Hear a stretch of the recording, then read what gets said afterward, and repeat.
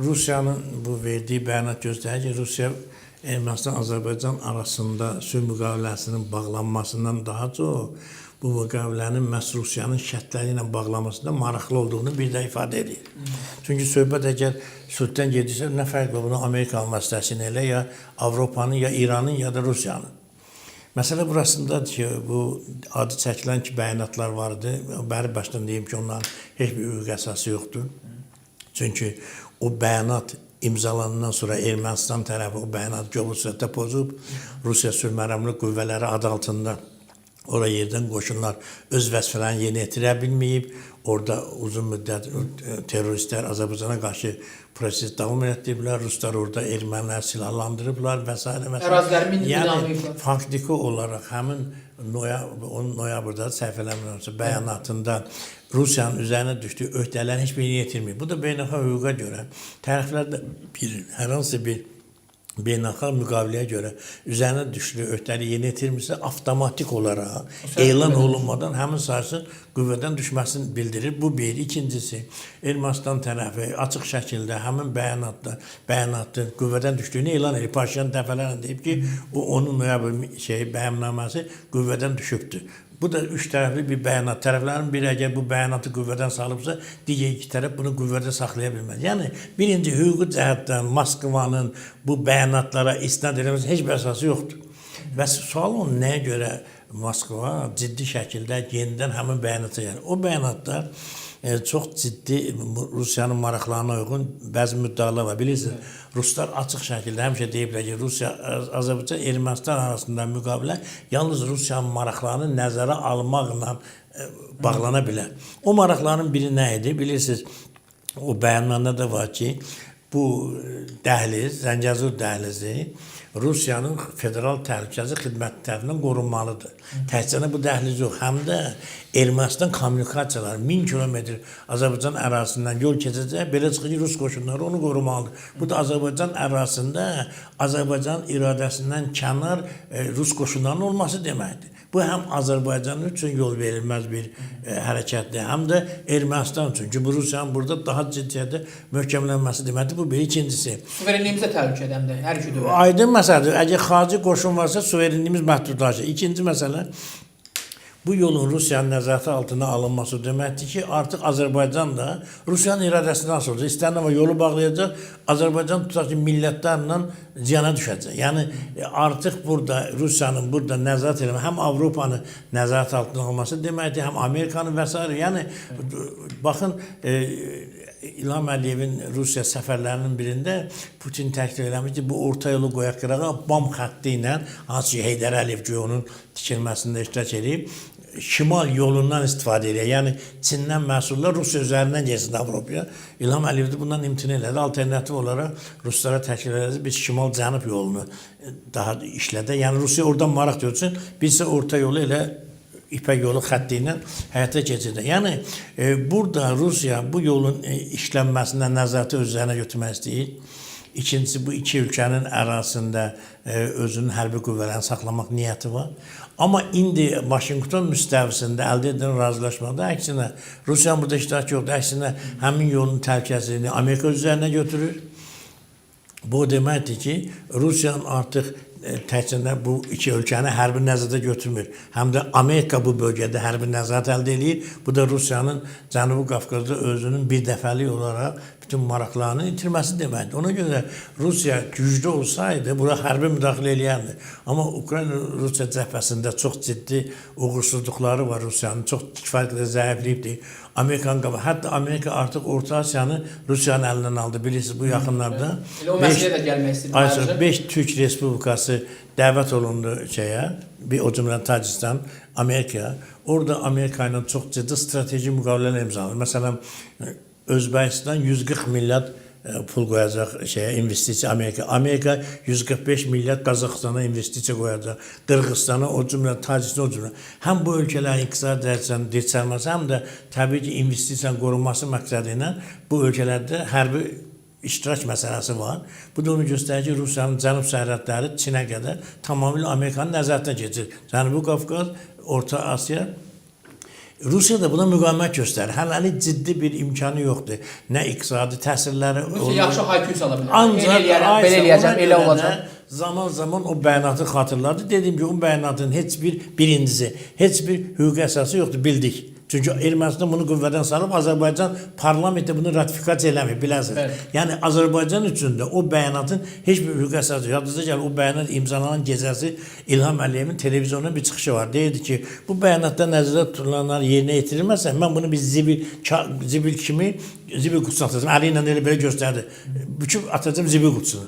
O bəyanatda da Rusiya üzərinə görə ötən heç bir yerinə yetirmədi. Yəni o artıq o bəyanat biz zibildən başqa bir şey deyil bizim üçün. İlham Əliyevin başlandığı dediyi kimi Azərbaycan parlamenti ratifikasiya eləmir, onun beynəlxalq hüquqi əsası yoxdur. Azərbaycan üçün öhdəlik yaratmır.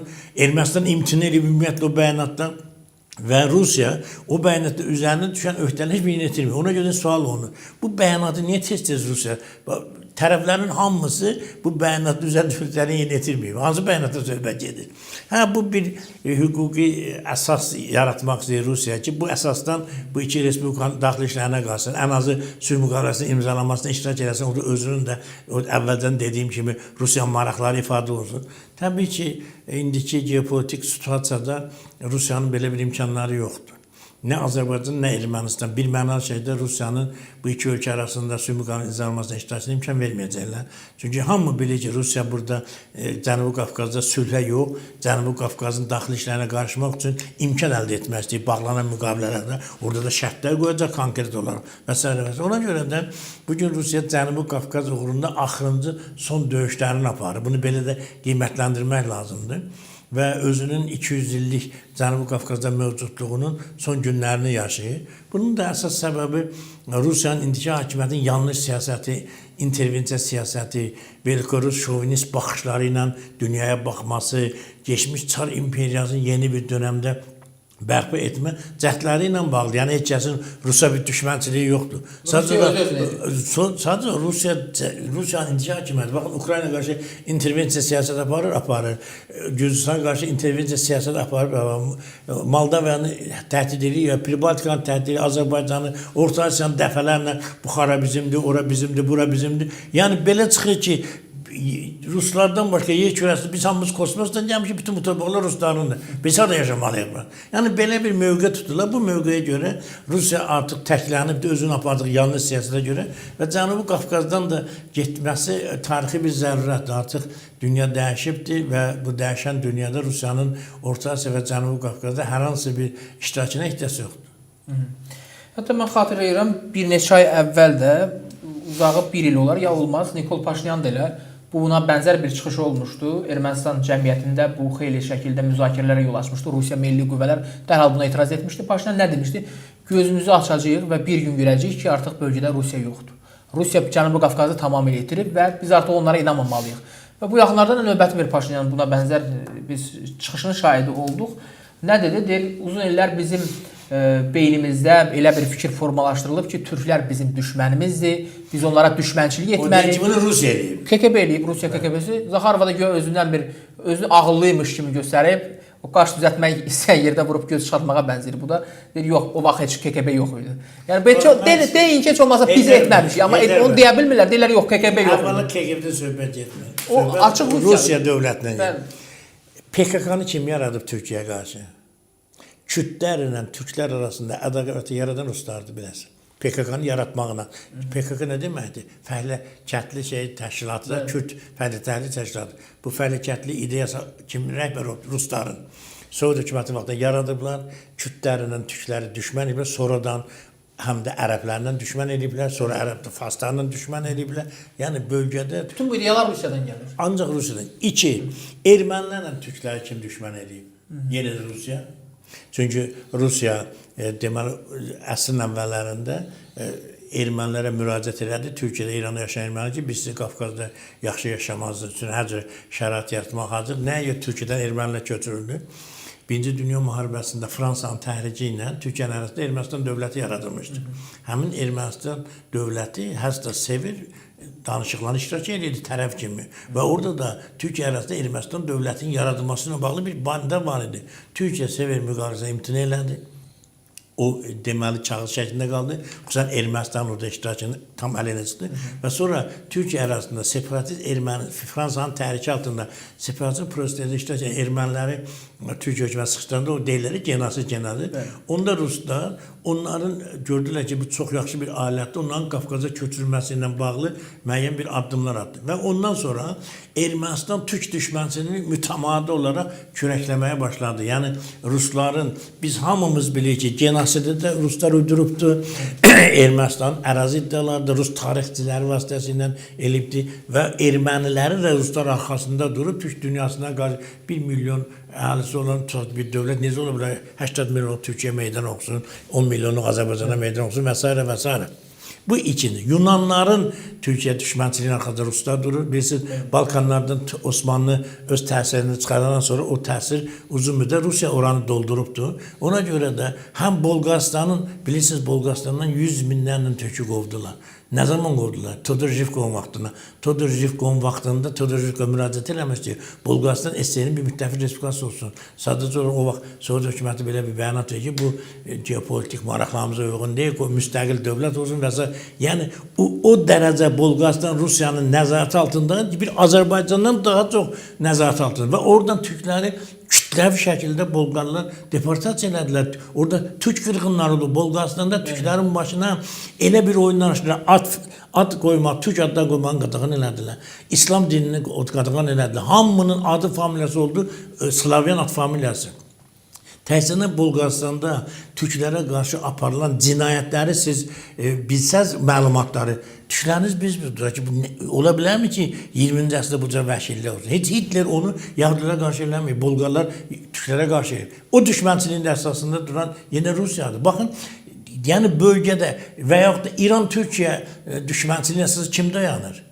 Yenə Rusiya, çünki İran Türkiyədə, Rusiyadan başqa himayət görmür bu bölgədə, Qərblə münasibətlərdə, Amerikanla münasibətlərdə, yeganə isnad elədiyi Rusiyadır. Ona görə İranın özünün də Rusiya ilə dostluğu İranın Türkiyədən düşmənçiliyi hesabınadır. O olmasa Rusiya heç vaxt İranı dəstək verməz. Fikrim çatdırmı nə demişdir? İran həm də ərəb münaqişəsinin arxasında Rusiya durur. O İraq müharibəsi, o bu. Yəni faktiki olaraq Rusiya bu bölgədə çox ciddi oyunlar oynayır. Bu Paşinyanın o deməyi sadəcə ermənilərlə bağlı deyil. Kürtlərlə bağlıdır, Yunanlarla bağlıdır, Bolqarlarla bağlıdır, Farslarla bağlıdır. Yəni bu baxımdan Paşinyan tamamilə düz deyir ki, Rusiya buradakı etnoslar arasında konfliktlər yaratıb bu bölgədə özünün imperial maraqlarını davam edən bir ölkədir. Ona görə Rusiyadan nə qədər uzaq olsaq bir o qədər bölgədəki xalqlar yaxınlaşacaq.